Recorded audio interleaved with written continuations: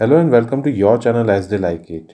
Indian polity की series में आज हम लेंगे एक ऐसा टॉपिक जिस पर बहुत लोगों को कन्फ्यूजन रहता है और वो टॉपिक है टाइप्स ऑफ मेजॉरिटीज़।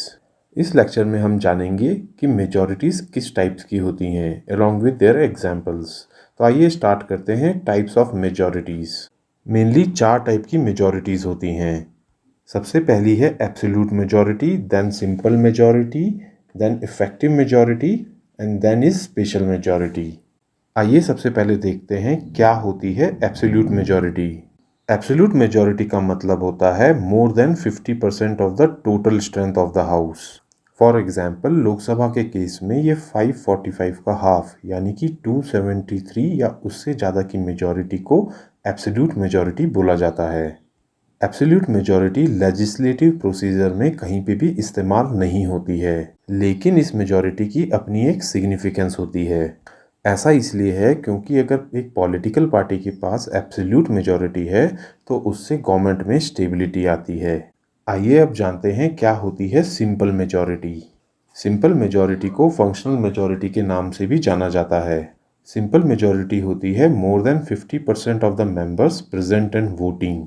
कहने का मतलब ये है कि अगर 545 मेंबर्स हैं लोकसभा में और प्रेजेंट उनमें से मान लीजिए 400 ही हैं तो सिंपल मेजॉरिटी हो जाएगी 400 डिवाइडेड बाय 2 यानी कि 200 या उससे ज़्यादा। ऐसे केस में अगर 200 या उससे ज़्यादा वोट दिए जाते हैं तो इसको सिंपल मेजॉरिटी कहा जाएगा। आइए ब्रीफ में देख लेते हैं सिंपल मेजॉरिटी कहाँ कहाँ इस्तेमाल होती है। कॉन्स्टिट्यूशन में जहाँ पर भी मेजॉरिटी का टाइप स्टेटेड नहीं है वहाँ पे इसको सिंपल मेजॉरिटी एज्यूम किया जाता है। Ordinary bills, money bills, financial bills के लिए भी सिंपल मेजॉरिटी की ज़रूरत होती है। No confidence motion, confidence motion, vote of thanks, censure motion, adjournment motion, calling attention motion, ये सभी मोशंस को पास करने के लिए भी सिंपल मेजॉरिटी की ज़रूरत होती है। Election of speaker, deputy speaker, deputy chairman of Rajya Sabha के लिए सिंपल मेजॉरिटी की ज़रूरत होती है। ऐसे ही प्रेसिडेंट रूल या फिर फाइनेंशियल इमरजेंसी के अप्रूवल के लिए भी सिंपल मेजॉरिटी ही यूज़ होती है। अगर देश में इमरजेंसी लगी हो तो उसको डिसकंटिन्यू करने के लिए भी सिंपल मेजॉरिटी से ही अप्रूव किया जाता है। आइए अब जानते हैं क्या होती है इफ़ेक्टिव मेजॉरिटी। इफ़ेक्टिव मेजॉरिटी के लिए effective strength of the house ली जाती है और इफ़ेक्टिव स्ट्रेंथ होती है total strength minus number of vacancies. House में वैकेंसीज क्रिएट हो सकती हैं ड्यू टू डेथ, डिस्क्वालिफिकेशन या फिर रेजिग्नेशन। मान लीजिए कि अगर लोकसभा में 6 वैकेंसी क्रिएट हो गई हैं तो 545 माइनस 6 यानी कि 539 डिवाइडेड बाय 2 जो कि लगभग आ जाएगा 270 या उससे ज़्यादा की मेजॉरिटी को तब इफ़ेक्टिव मेजॉरिटी का नाम दिया जाएगा। आइए अब जानते हैं कि इफ़ेक्टिव मेजॉरिटी कहाँ पर ज़रूरत पड़ती है। इफ़ेक्टिव मेजॉरिटी की ज़रूरत पड़ती है राज्यसभा में वाइस प्रेसिडेंट के रिमूवल के लिए।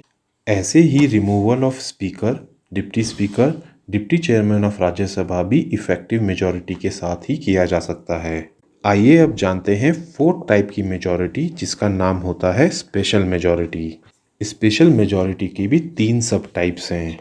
फर्स्ट टाइप की स्पेशल मेजॉरिटी है special majority under article 249 and under article 312।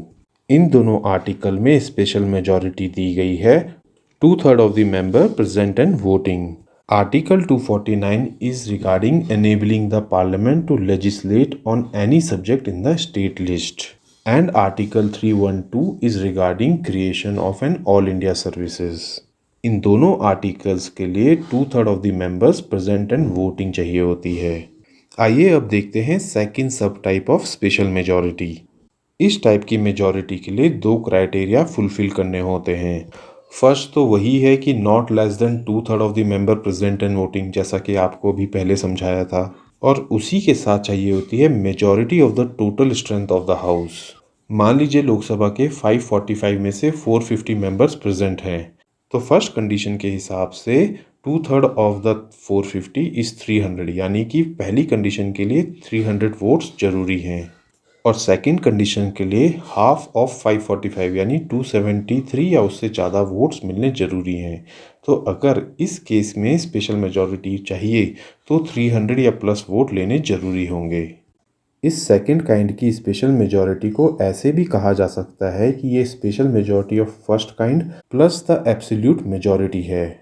आइए जानते हैं कि ये मेजॉरिटी कहाँ पर इस्तेमाल की जाती है।